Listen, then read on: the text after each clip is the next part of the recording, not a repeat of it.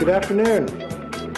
Would like to welcome everyone to this afternoon's study session for the Mesa City Council for Monday, January 27th, 2014. We'll begin tonight's, or this afternoon's study session with a review of the agenda for tonight's regular council meeting. Page 2, items 2 through 3C. Items 3D through 4A. Items 4B through 4D. Items 4E through 4G.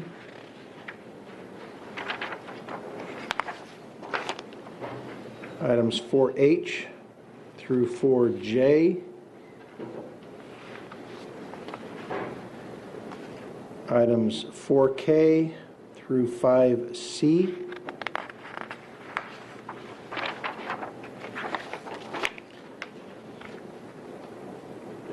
Items 6A through 6D.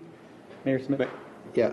I'd like to pull 6B from the consent agenda. 6B. 6D. 6D, gotcha. And Mayor, I've got two items on that page.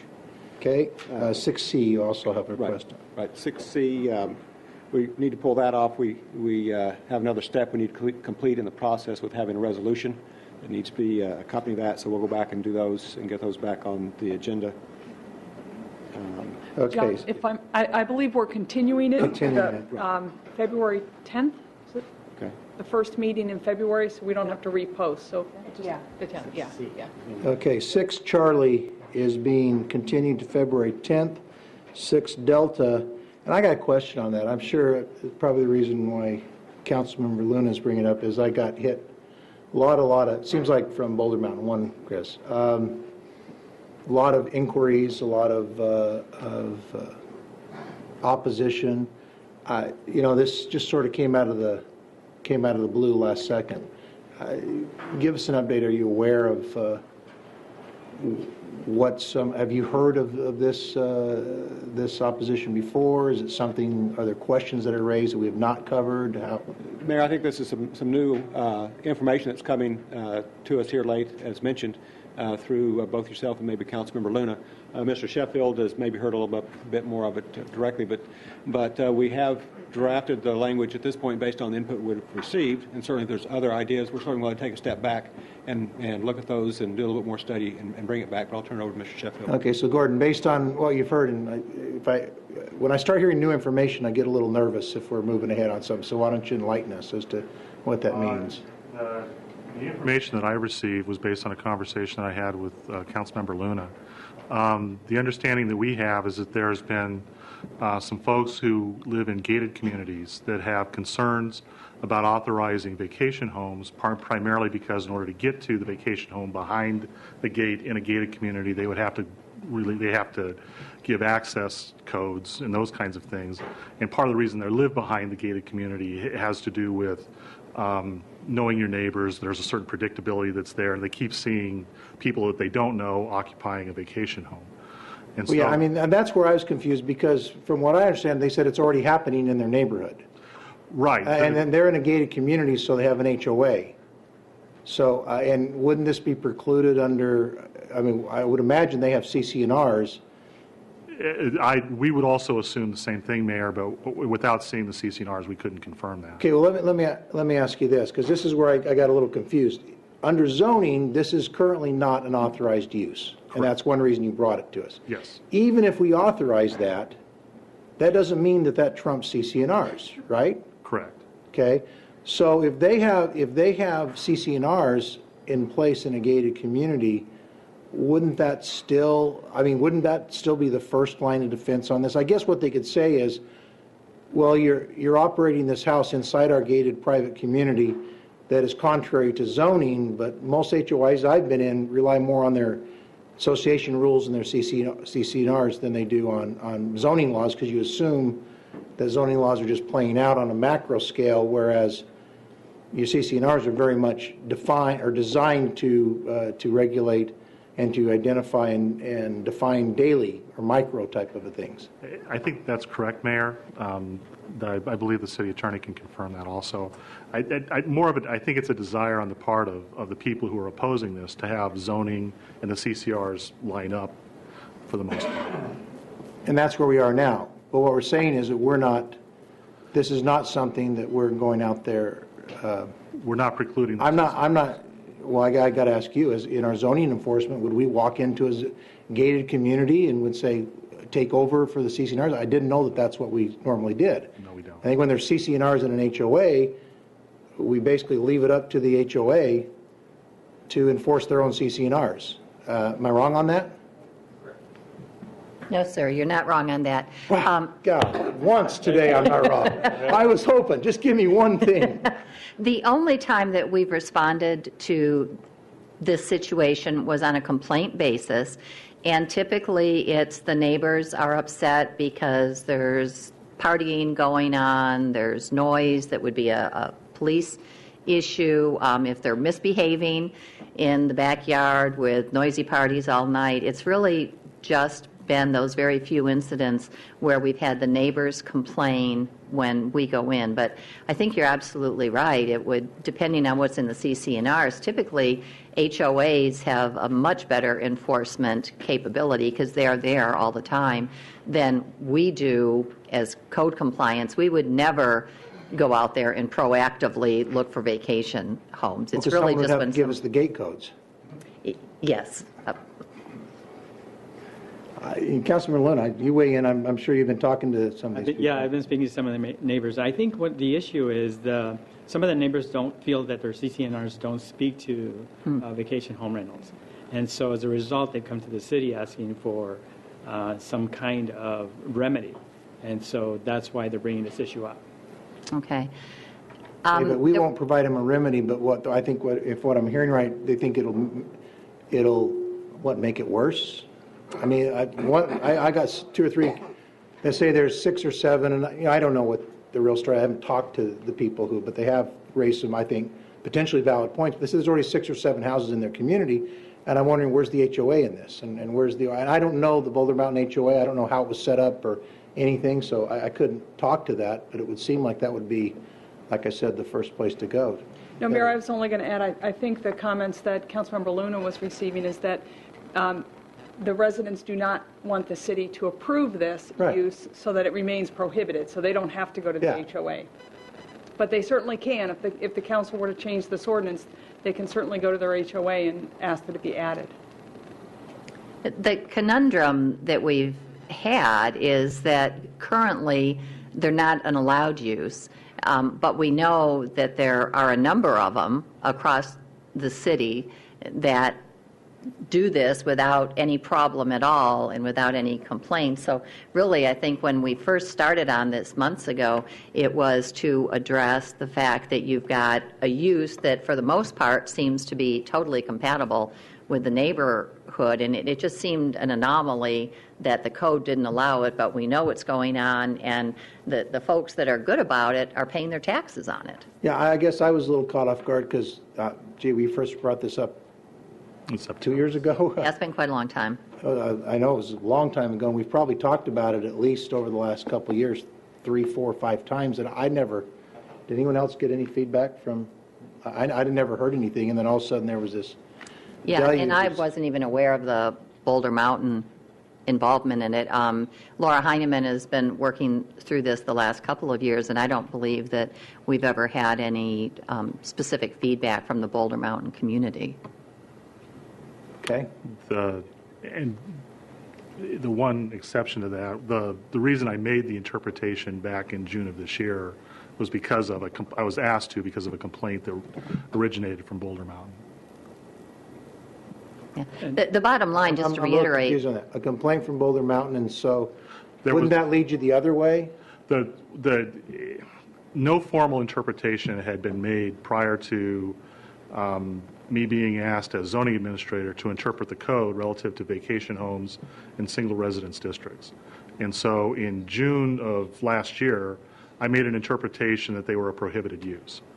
And as soon as we found that, but we also found out that they were paying taxes, That's when we raised the issue to the council and said, do you want to continue to have this to be a prohibited use, or do you want to change the code to authorize the use? And the Okay. council gave us the direction to go forward to do this as the ordinance is written, with an administrative use permit and registration and issuance of, continuing issuing the tax license.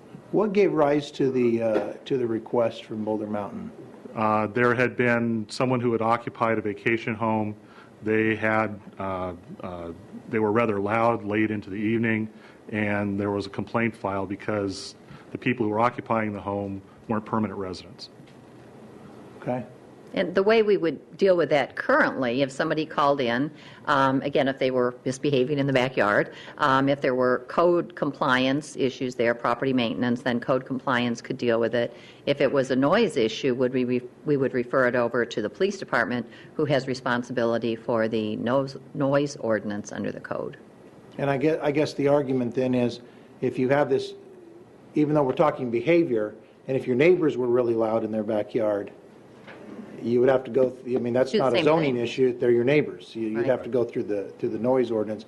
But I guess the argument that was thrown out was, well, if you legitimize the vacation rental, then that will bring in more of these types of groups, and it's a, what's the term? I'm trying to figure what it is. But if we allow more of this, we're going to get more of these types of problems. But I because of the type of think people that's that the you go. reason we established the administrative use permit, right? That there would be some level of control on it if we had a particular house that consistently had problems, that then we would be able to deny that administrative use permit. Now, and I mean, it's been a while, do we believe that there's enough teeth in that we could There's revoke? probably not. Okay. The administrative use permit is, I'm sorry? Bad question? No, that, Well, yeah. No, I mean, in discussing this, the enforcement mechanism is, the administrative use permit is pretty much over the counter. If they register with the planning department, if they get the tax license, they get the administrative use permit. Now, part of that issue comes down to, could we deny the administrative use permit? We could try to take an action like that, but I'm not sure that we have a solid foundation on that. And as it's currently written, there's no criteria that says if you have 5 complaints or however number, the city has the authority to revoke your permit. It's simply an administrative process to ensure that we know where the vacation homes are and if the owners are paying the taxes. So it's more a tracking system as opposed to any type of criteria-based review. I think just the way we work with the police department, though, if we had a number of code complaints and also there were a number of calls for service from the police department, that's where we work collaboratively, and I think there would be some discussion with the property owner that, you're disturbing the neighborhood, you've got problems here. But you're right, there's not those specific teeth in it. Councilman I'm Richardson? I'm starting to feel, how much would we really want to micromanage this issue? No, I mean, we're getting wound around the axle here a little bit, and I mean, it seems, I read the ordinance, it's not a huge issue. It doesn't seem like it's happening. 67 houses, is that the number, 67? That was the last count, yes. Okay, 67 houses in a city that has 120,000 homes or so, 130,000 homes. I mean, is a drop in the bucket, and one bad actor is to be expected in any, I mean, that happens in rental, and I think that we can, handle most of it through, code issues and, lean on them a little bit. But, from a revenue standpoint, I wouldn't be surprised to see some of this happen down by the new Cub Stadium, where some people want to, use their homes for that kind of facility, and, who knows who might come and rent them. But, I mean, the revision seems reasonable to me. I'd like to give it a try. Let's revisit it in a year, see if it's not working, and maybe we make adjustments at that time. I'd love to, I just assume leave it on consent and let it go. But.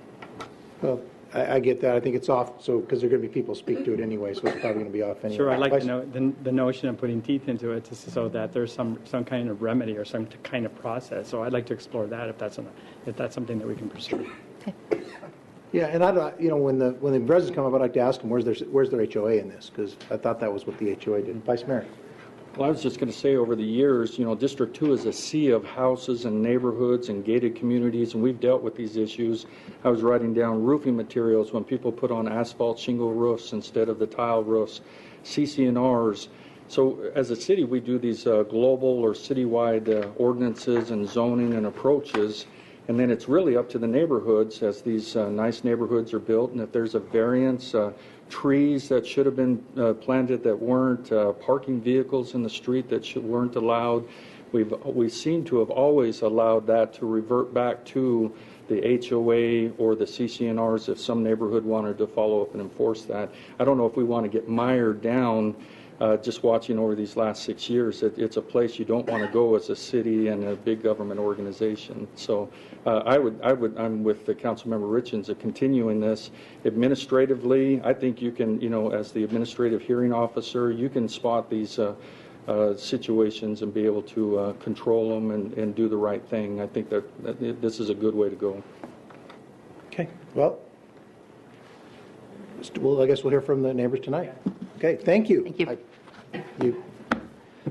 Mayor, still on that page. Yeah. Item 6A. 6A. Annexation. Wait, you said you had two things. I know this is the second one. Oh, well, that's right. 6D. We'll blame Luna on 6D. Go ahead. Thank you, Mayor.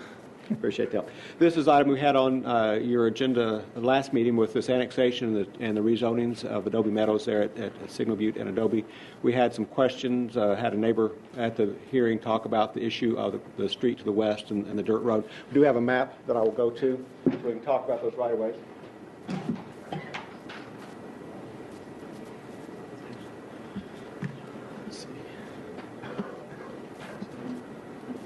That map going to come up on the screen. There it is. Okay. And so the property we're talking about for development is off to the east in this area, and it's Adobe as it extends through here that the neighbors had the concern about. The piece on the west from 104th over is an area that has been accepted by the county. It's been dedicated and accepted by the county for maintenance, and you can see there's some degree of paving in that segment. The piece from 104th over to where this development is, the right-of-way has been dedicated for most of it, except for where you see the hatch marks. That has not been dedicated, but none of that right-of-way has been accepted yet by the county for any maintenance. And so the county's not able to put any streets in there yet or do any maintenance. It's up to the neighbors to maintain that. I'm not sure if we can call it a roadway or not, but there is a way people do drive through there. This piece in this eastern segment is through that red hatched area. That's not even been dedicated yet. So that's the situation that we face out there today. We've been talking with the...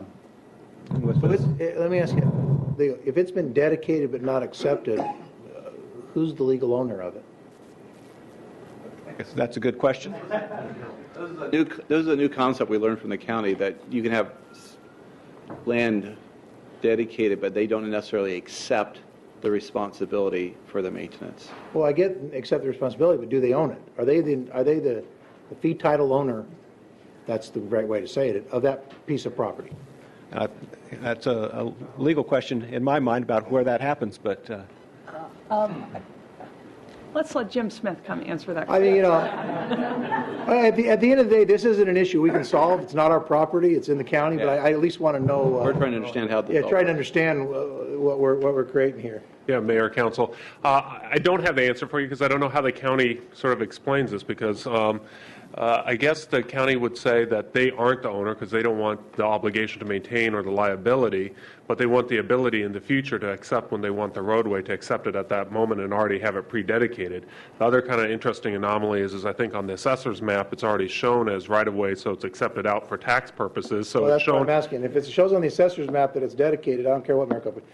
So Okay. it's an interesting anomaly between the tax assessor's map, I think, and then the recorded documents in their statement that they haven't accepted it for Now, the purposes of... assessor, last I looked, that is a county official, right? It is. We also confirmed that. We found that out. No, I'm just kidding.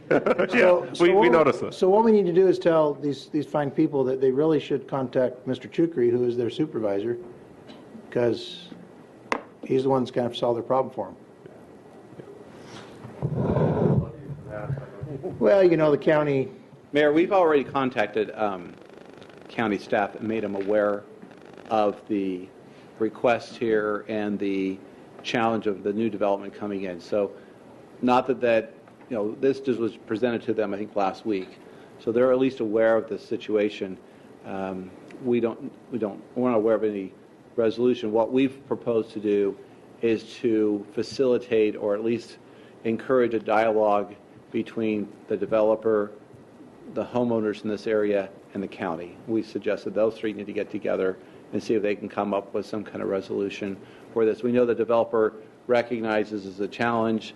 I don't want to speak on behalf of the developer, but I think they're willing to come to the table with at least some ideas of some solutions. But ultimately, other than the county being participating, you've got to have some property owners who are willing to dedicate right away. As you can see in those red hatched lines, that creates a problem also without those properties. Well, those are only half streets, though, it looks like. I mean, there is access through there. It's not a total. Looks like those are only half streets. That's correct. Yeah, or half. When I say half street, there's no street. Right. But it looks like it goes to the, that would be a half-section line on Adobe? Adobe, yes. So those probably go to the half-section line, and then you've got, well, here's one place that I don't know that it should be, the onus should be on the developer, because the county, we're just bringing this in under existing county zoning. And we're changing it to a PAD, but this was zoned by the county and was actually laid out, and Right. a lot of improvements were done. Right, you can see the lots that were platted before and the Yeah. roadways have been put in, so. So the county put in, approved zoning, put in roadways, knowing that they had this situation right here, and it wasn't a new issue that there was going to be traffic going through the junior high. Junior high's been there for, what, 10, 12 years?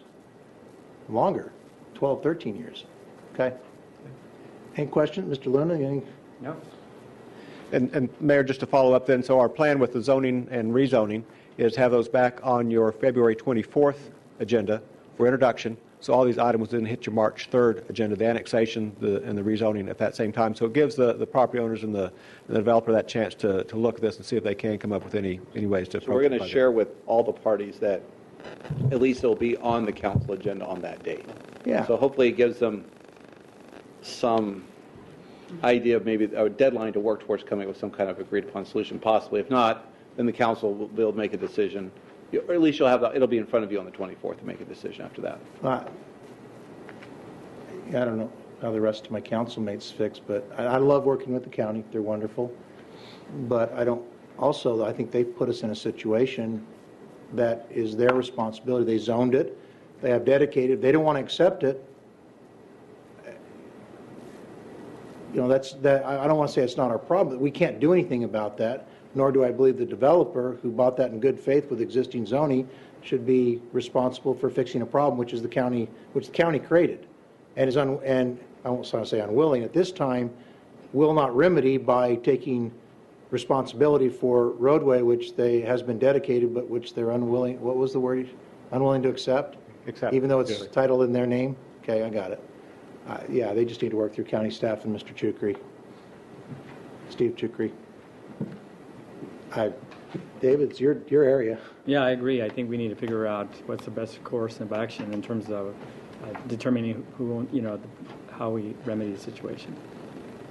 Okay. Thank you. All right, so that will be, that's on the agenda to continue. We're just letting you know to, put it out to that date. Next page, 6E through 7D. 7E through 7J. Okay. Acknowledge receipts of minutes of various boards and committees. Motion from Councilmember Glover, second from the Vice Mayor. All in favor say aye. Aye. Motion carries. Here reports on meetings or conferences attended. Okay, nothing? All righty. Oh, we got 6 minutes. We're fine. Scheduling of meetings, general information. Mayor, we'll be having a study session January 30th at 7:30 a.m. Also this weekend or this Saturday, we'll have another Luna landing, February 1st from 8 to 11 at the Red Mountain Multi-Gen Center. It's a free event. It's a fitness and wellness fair. So we invite everybody to come out and enjoy the fitness classes and workshops. Also, next Saturday is a Mesa Shredathon for document shredding. It'll be held from 8 to noon at the East Mesa Service Center. So, bring your documents to shred and then go work out with Councilmember Luna. Okay. Have motion adjourned, Councilmember Luna, second Councilmember Glover. All in favor, say aye. Aye. We are adjourned. Thank you.